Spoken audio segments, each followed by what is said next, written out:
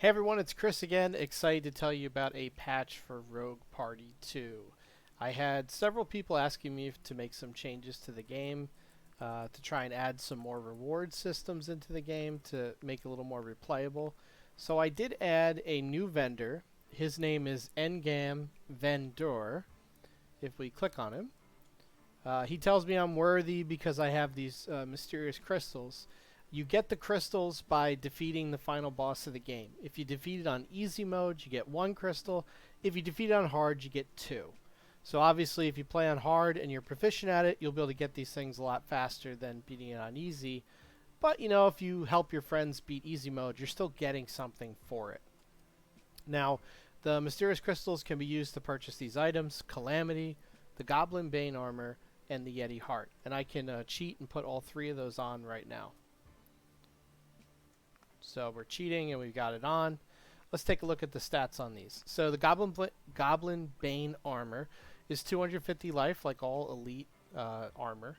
It has a 33% chance to summon a goblin on kill. So goblins in hard mode have homing missile shots. So it's one of the better monsters that you can spawn, and you'll do it pretty frequently. So that's a nice, it's probably the best spawning armor item in the game, and certainly one that you want in your loot pool.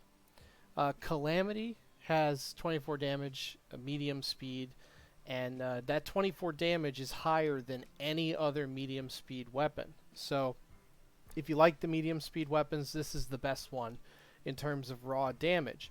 But it also creates a storm cloud on impact, which does 2 damage, I believe 4 or 5 times while they're inside it, so that's 10 damage, and then it hits them with a lightning bolt if they're nearby, which is another 10 damage.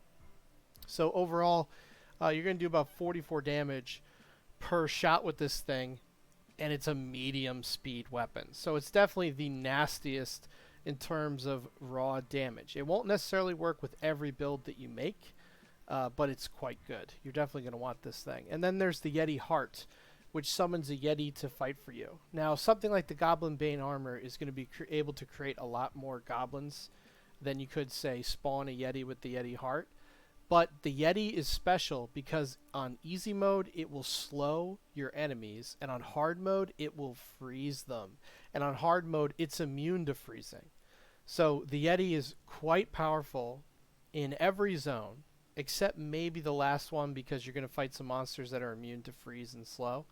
But overall, it's really good. And against the final boss, it would be able to freeze all of the mobs that spawn there, I believe. So it's definitely one of the best on-use items. And it has the same cooldown as, say, the Goblin Coin. So instead of spawning a Goblin, though, you're spawning a much more powerful Yeti. So those are the 3 items. They're definitely the best items that you can possibly have in your loot pool. The Goblin Bane armor, it's arguable whether it's the best armor or not. I debated throwing a little more life on there, and I might do that just so that it really is the best. But I like the idea that you're going to like pick up items and create a build as you go, and you're not just looking for one item in particular. What's cool about each of these items is that you can create builds based off of them. Okay, let's just try them out a little bit on some of the easier mobs. So I'm going to fire, creates a little rain cloud, and zaps them with the lightning. If you saw it there, it's going to zap them with lightning. And as you can see, I'm spawning goblins. So that's the goblin armor spawning those goblins for me. And then the storm clouds do a significant amount of damage to the weaker mobs. Definitely almost one shot. Yeah, one shots. Okay. So as you can see, doing 44 damage is pretty significant. Oh, did you see that lightning bolt? That was crazy. All right, so now we'll use the Yeti heart. Let me get away from my goblins so they don't interfere. All right, you two fight it out. Let's use the Yeti. Oh, we'll use the Yeti on the stone guy. So he shoots the freeze out. Go get him, Yeti. Get him. Oh, he missed. Come on, get him. You suck, Yeti. I'm going to return you for a new one. Oh, there you go. He slowed him. So I'm playing on easy mode, so the Yeti won't freeze my enemies, but he will slow them. And as you can see, I almost have him back already if you look at my magic bar. So if you were to use like a magic potion, you could have 2 of those Yetis at the same time. Or if you were to get, you know, some items that increase your magic regen. That would be quite powerful. Same with any of the spawning monsters, really. But with Yetis, they're just so nasty, especially on hard mode with the ability to freeze enemies.